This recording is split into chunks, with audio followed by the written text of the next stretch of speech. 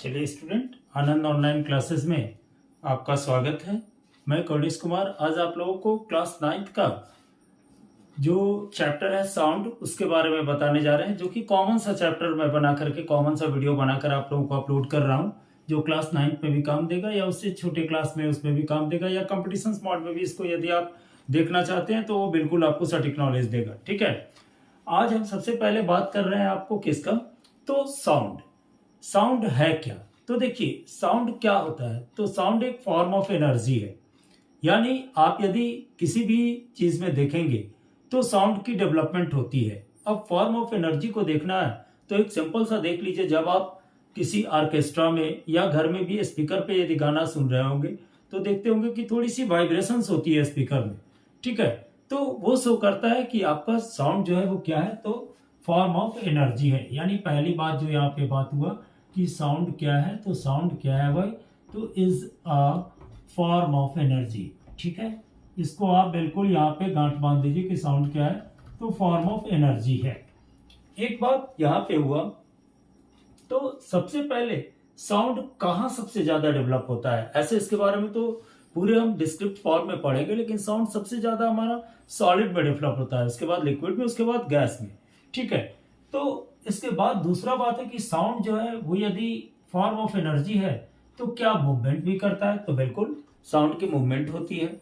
और मूवमेंट होता है तो ये किस मोड में चलता है, तो एक वेव के फॉर्म में चलता है। ठीक है, तो साउंड वेव कैसा वेव है, क्योंकि वेव जो होता है वो दो तरह का होता है, एक होता है लॉन्गिट्यूडनल वेव और दूसरा होता है आपका transverse wave.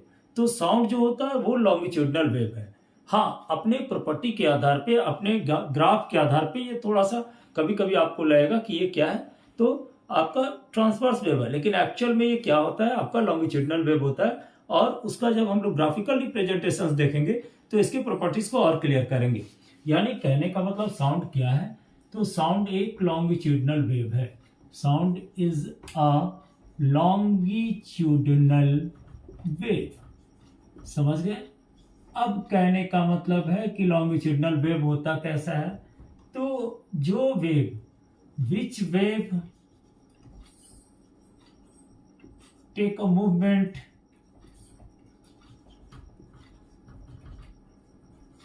in the form of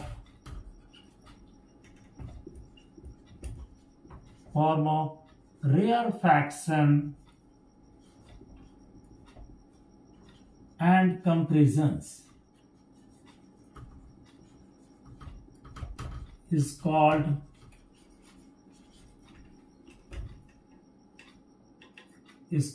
longitudinal wave।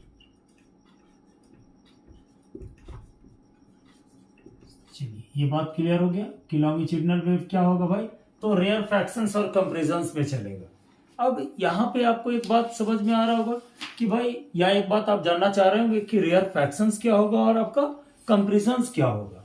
तो देखिए, जहां पे आपका सबसे कम जो पार्टिकल्स होगा क्लोज टुगेदर होगा, यानी काफी नजदीक होंगे, तो उसको हम लोग कहेंगे कि वो क्या है भाई, तो कंप्रेशंस है। ठीक है, और जहां पे थोड़ा सा पार्टिकल जो होंगे वो फार्थर्स होंगे, तो उसको हम लोग क्या कह देंगे, तो आपको उसको कहेंगे कि rare fractions.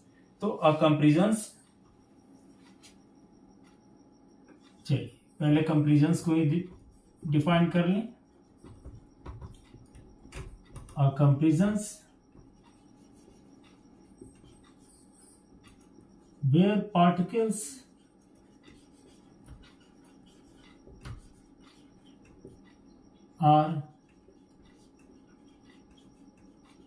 are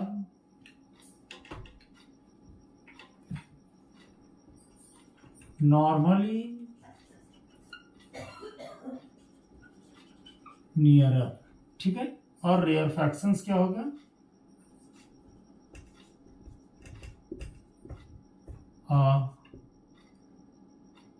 particles where farther everywhere। ठीक है, जो थोड़ा फार्थर होगा यानी काफी डेंस जहां पे होगा वो क्या होगा, तो आपका कंप्लीजन होगा, और जहां पे फार्थर होगा वो क्या होगा, तो रेयर फ्रैक्शंस होगा। ठीक है, तो साउंड लॉन्गिट्यूडिनल वेव में चलता है और किस पार्ट में चलता है, तो कंप्रेशंस और रेयर फ्रैक्शंस में चलता है, और कंप्रेशंस और रेयर फ्रैक्शंस में जो चलता है उसी को हम लोग कहते हैं कि वो क्या है, लॉन्गिट्यूडिनल वेव है। अब एक थोड़ा सा पढ़ लें हम लोग ट्रांसवर्स वेव के बारे में भी। तो ट्रांसवर्स वेव कैसे चलेगा, तो ट्रांसवर्स वेव चलता है क्रिस्ट और ट्रफ में। क्रिस्ट जैसे आप देखे होंगे कि आप जो यदि ऊंट को देखे होंगे तो ऊंट का जो कुबड़ होता है वो क्या होता है, उसी फॉर्म में आपका चलेगा, और उसको क्या करता है, तो एक जो होता है दूसरे को क्या करता है, पुश बैक करता है और उसके द्वारा उसको मूवमेंट कराता है। ठीक है, तो यहाँ पे कह दिए ट्रांसवर्स वेव क्या होगा, तो विच वर्ब, सॉरी इसका ले लीजिएगा ये स्क्रीनशॉट, विच वेव, क्योंकि एक्चुअल में हमको यदि साउंड समझना है तो पूरा वेव को समझना होगा। ठीक है, चलिए अब हो गया क्या भाई, तो अब बात करते हैं ट्रांसवर्स वेव के बारे में।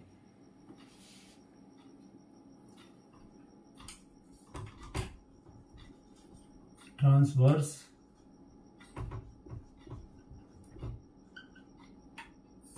वेव, देखिए ये क्या करेगा, तो पहला तो क्रिस्ट और ट्रफ में चलेगा।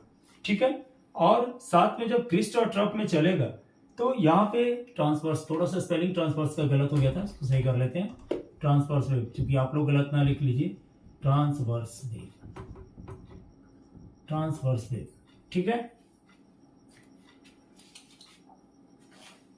चलिए तो which wave,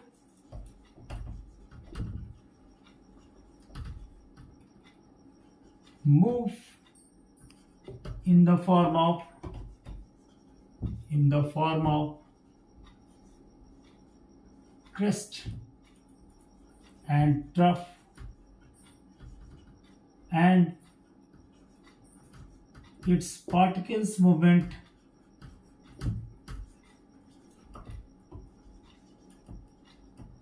at 90 degree, it is called transverse wave. यानी ट्रांसवर्स वेव का मूवमेंट क्या होगा, तो ये होगा, समझ रहे हैं, ये वाली आपका मूवमेंट हुआ ट्रांसवर्स वेव का, ये जो कहलाएगा वो क्रेस्ट कहलाएगा, और सबसे लोएस्ट पार्ट जो जाएगा वो आपका ट्रफ कहलाएगा। समझ गए आप, ये हो गया ट्रांसवर्स वेव। तो साउंड ऐसे कैसा वेव है, तो आप एक बात क्लियर समझ लीजिएगा कि साउंड वेव जो है वो लॉन्गिट्यूडिनल वेव है। अब यहाँ पे ग्राफिकल रिप्रेजेंटेशन किसका, तो आपका साउंड का, और किस में, तो दो मोड में। एक हम लोग देखेंगे डिस्प्लेसमेंट जो होगा आपका डेंसिटी के आधार पे, मोर देन और लेस देन डेंसिटी के आधार पर, और एक जो देखेंगे वो एयर में देखेंगे। ठीक है, चलिए इसको साफ ही कर दें, स्क्रीनशॉट ले लिए होंगे आप लोग। चलिए ग्राफिकल रिप्रेजेंटेशन,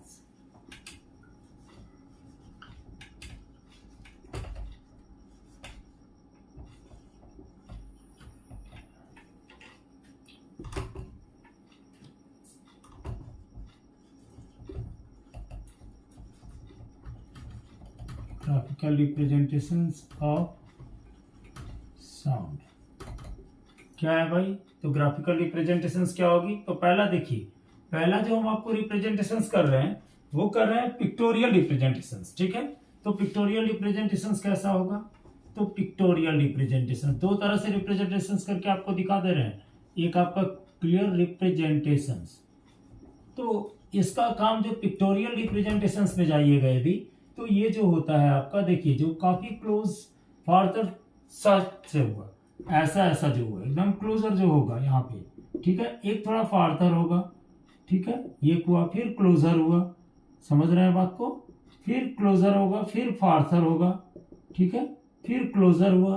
तो ये जो हो गया आपका, जो हो गया रेयर फ्रैक्शंस, और इसमें हो गया पिक्टोरियल ग्राफ के आधार पे कि ये आपका क्या होगा भाई, तो कंपेरिजंस होगा। ठीक है, ये क्या है, तो यहाँ पे जो बना वो रेयर फ्रैक्शंस बना, तो ये आपका जो आया रेयर फ्रैक्शंस, ये जो आया आपका जो पिक्टोरियल फॉर्म में आया, लेकिन एक डेंसिटी के आधार पे। ठीक है, कि नॉर्मली डेंसिटी होगा तब, और दूसरा यानी second in the form of density, in the form of density. क्योंकि साउंड को डेंसिटी से भी मेजरमेंट कर सकते हैं हम लोग, ठीक है। तो देखिए साउंड जो डेंसिटी के द्वारा चलेगा वो साउंड ऐसे चलेगा, ठीक है। अब ये जो पिक्टोरियल ग्राफ आप देख रहे होंगे, लग रहा होगा कि थोड़ा सा ये ट्रांसवर्स वेव का फॉर्म में है कि नहीं। तो यहाँ पे डेंसिटी मोर देन नॉर्मल, ये नॉर्मल है, डेंसिटी यहाँ पे लिख दे रहे हैं थोड़ा सा, density more than normal, more than normal, और यहां हो गया density less than normal, less than normal, ठीक है, बात समझ रहे हैं। और ये हो गया आपका डिस्प्लेसमेंट, यहाँ पे ऐसे डिस्प्लेस्ड हो रहा है, सबके बारे में भी साउंड के बारे में बात करेंगे। तो ये हो गया in the form of density, density के फॉर्म में साउंड का मूवमेंट इस तरह से होता है। एक्चुअल में होता ही है कंपेरिजन ऑफ रेयरफैक्शंस का मॉड में। इसका स्क्रीनशॉट लीजिए।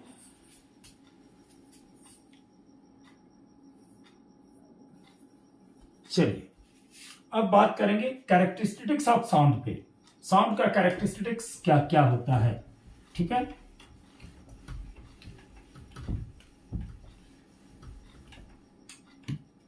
तो कैरेक्टरिस्टिक्स ऑफ साउंड, साउंड का कैरेक्टरिस्टिक्स क्या होगा। तो पहला होता है, सबसे पहले क्या होता है, तो देखिए साउंड का पहले फिगर एक देख लें, यहाँ पर एक ग्राफ देख लेते हैं। पिक्टोरियल जो साउंड का चलेगा सो डेंसिटी के आधार पे मोर देन और लेस देन डेंसिटी के आधार पे ये साउंड का ले लिए हम, ठीक है। साउंड का एक मूवमेंट है, ठीक है। यहाँ पे देखिए पहला जो होता है वो क्या होता है, तो वेवलेंथ। पहला क्या हुआ, वेवलेंथ क्या है भाई। तो देखिए जो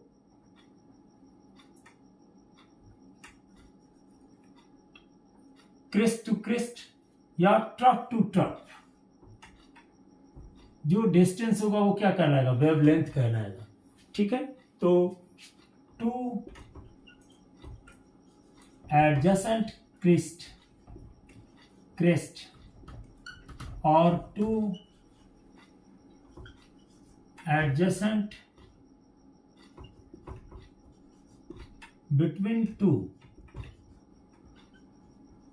between two adjacent crest or two adjacent trough, distance is called wavelength, ठीक है। it is represented by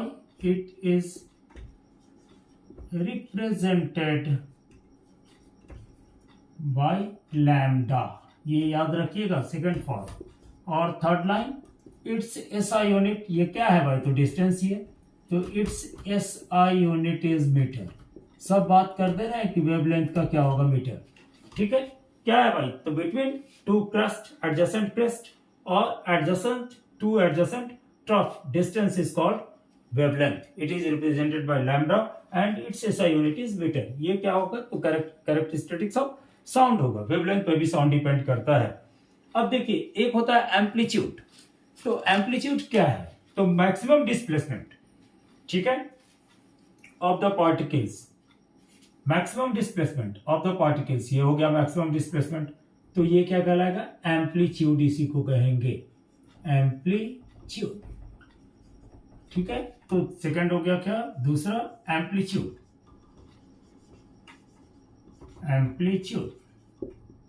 the maximum displacement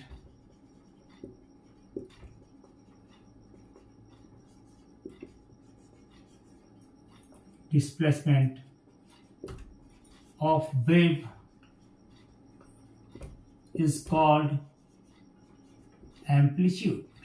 समझ गए बात को, इसको क्या कहते हैं, तो एम्पलीट्यूड कहते हैं। और इसको डिनोट किससे करते हैं, तो it is denoted bye A, it is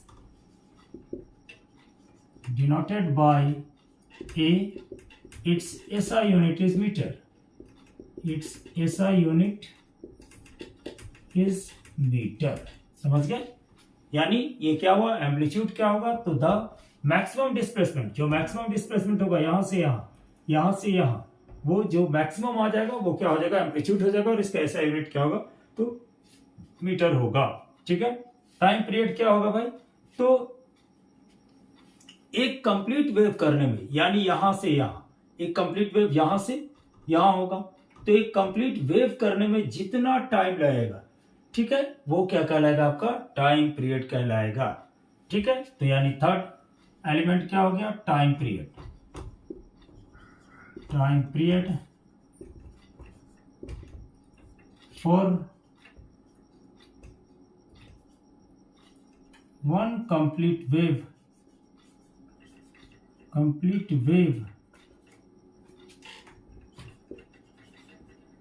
takes a time. This time is called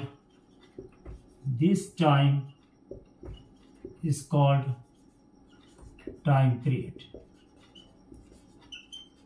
इसको डिनोट कैसे करते हैं, तो it is denoted by T, it is denoted by capital T and its SI unit is metre second, unit is second. समझ में आ गया बात, यानी वेवलेंथ हो गया, एम्पलीट्यूड हो गया और टाइम पीरियड हो गया। साउंड का ये 3 कैरेक्टरिस्टिक्स। ठीक है, चौथा कैरेक्टरिस्टिक्स के बात कर रहे हैं फ्रीक्वेंसी।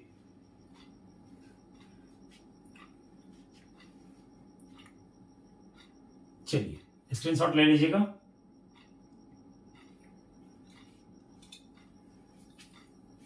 चलिए फ्रीक्वेंसी क्या होगा, तो 1 सेकंड में जितना वेवलेंथ होगा, जितना वेव कंप्लीट होगा, उसको हम लोग क्या कहेंगे, तो आपको फ्रीक्वेंसी कहते हैं। ठीक है, तो यानी frequency the number of complete wave in 1 second. Frequency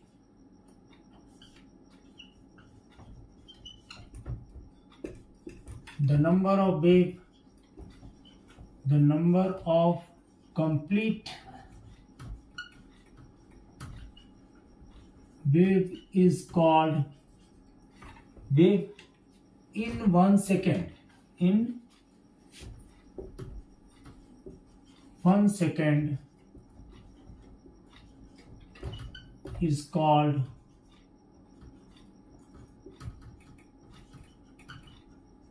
frequency. It is represented by n. इसको रिप्रेजेंट करते हैं n से, इसका SI यूनिट होता है hertz.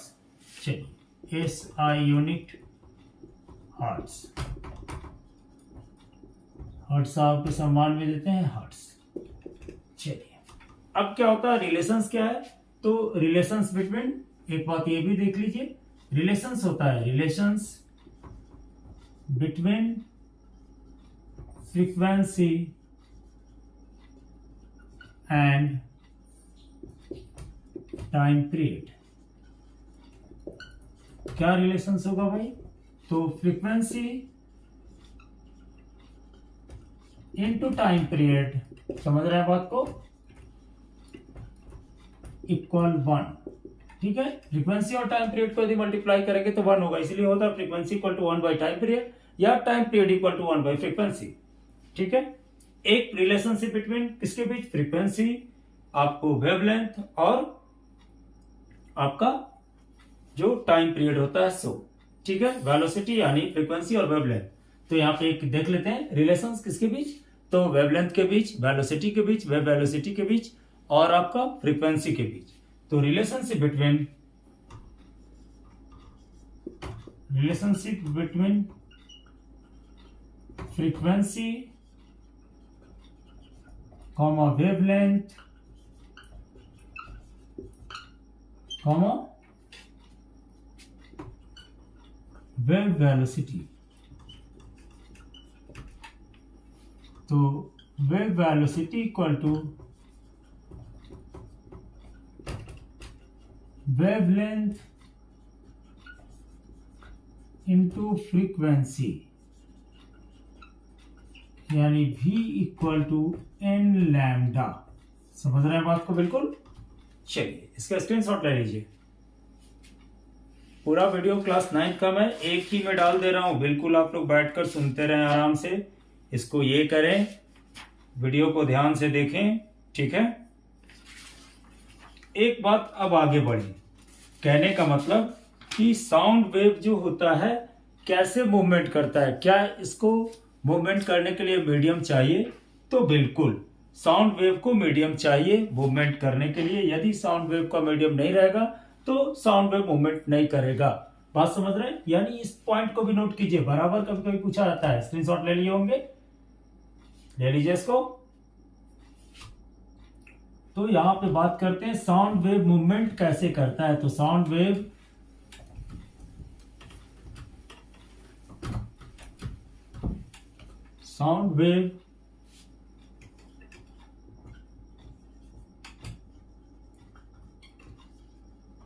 can be moved with medium. जैसे एयर मीडियम का काम करता है, इसलिए साउंड वेव उसमें मूवमेंट करता है। ठीक है, चलिए speed of sound. Speed of sound किस पे डिपेंड करता है? तो स्पीड ऑफ साउंड किस पे डिपेंड करेगा? Sound can be depend. चलिए किस किस चीज पे डिपेंड करेगा? तो पहला देखिए, नेचर ऑफ मटेरियल पे तो करेगा ही, किस टाइप का मटेरियल है, नेचर ऑफ मटेरियल। पहला बात हम क्या बोले भाई कि नेचर ऑफ मटेरियल पे तो बात करेगा ही। तो नेचर ऑफ मटेरियल कैसा है? तो कहने का मतलब क्या होगा, यदि मटेरियल अच्छे तरह का होगा तो साउंड अच्छा निकलेगा। जैसे आयरन का है तो आयरन बहुत अच्छा साउंड देगा, ठीक है। लेकिन वही यदि प्लास्टिक को ले रहा है तो वो कोई खास साउंड नहीं देगा, ठीक है। अब स्पीड ऑफ साउंड जो होता है वो टेम्परेचर पे भी डिपेंड करता है। यानी दूसरा जो हो गया किस पे? टेम्परेचर इंक्रीज करेंगे, साउंड जो होगा वो इंक्रीज करेगा। If increase temperature then sound increase, ठीक है। चलिए, और ये ह्यूमिडिटी पे भी डिपेंड करता है। यदि ह्यूमिडिटी इंक्रीज करेगा तो साउंड भी इंक्रीज करेगा। यानी तीसरा जो हो गया हमारा कौन सा? ह्यूमिडिटी।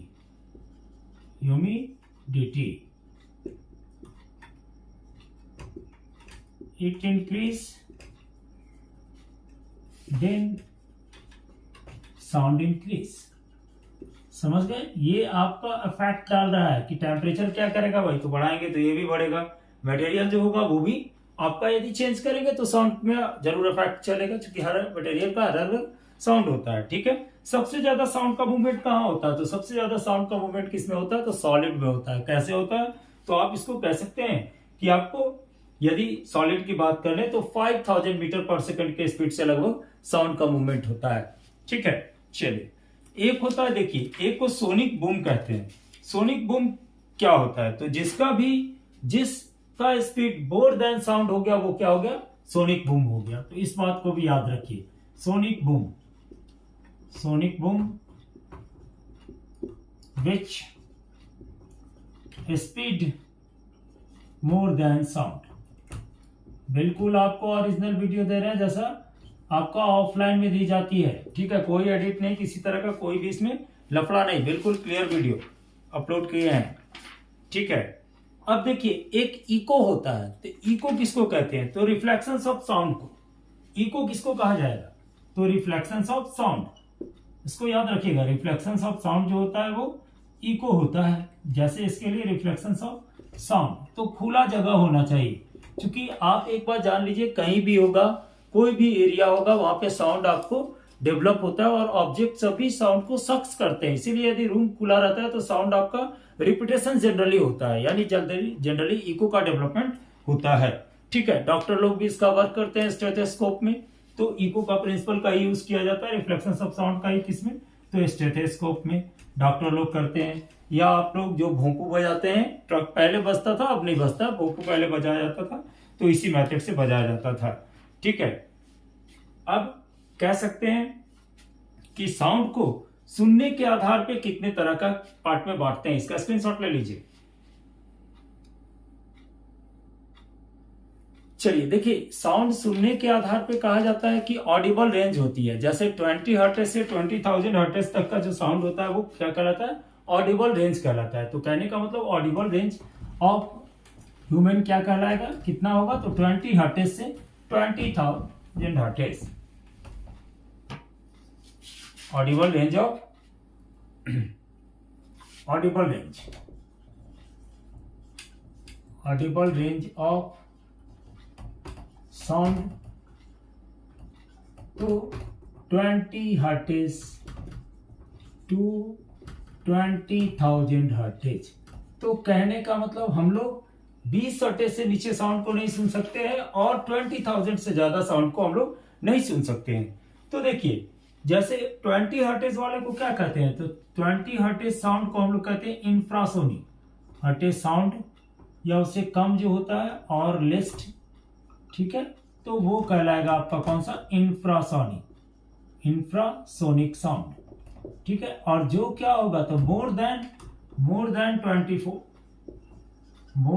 20,000 हर्ट्ज, तो वो कहलाएगा अल्ट्रासोनिक साउंड, ठीक है, जिसको कि हम लोग सुन नहीं सकते हैं, ठीक है।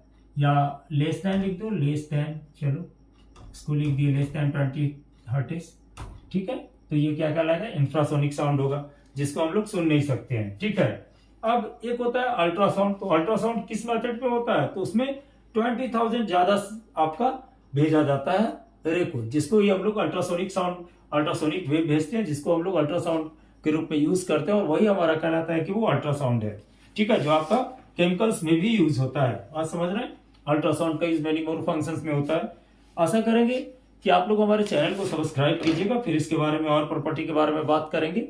चलिए इतना ही आज के लिए साउंड के बारे में आपको दे दिया, जनरल कॉन्सेप्ट आपको लगभग मिल गया होगा। आप ध्यान से हमारे वीडियो को देखिए, हमारे चैनल को सब्सक्राइब कीजिए, फिर इसके बाद आपको नेक्स्ट वीडियो में अपलोड करूंगा। चलिए, थैंक यू।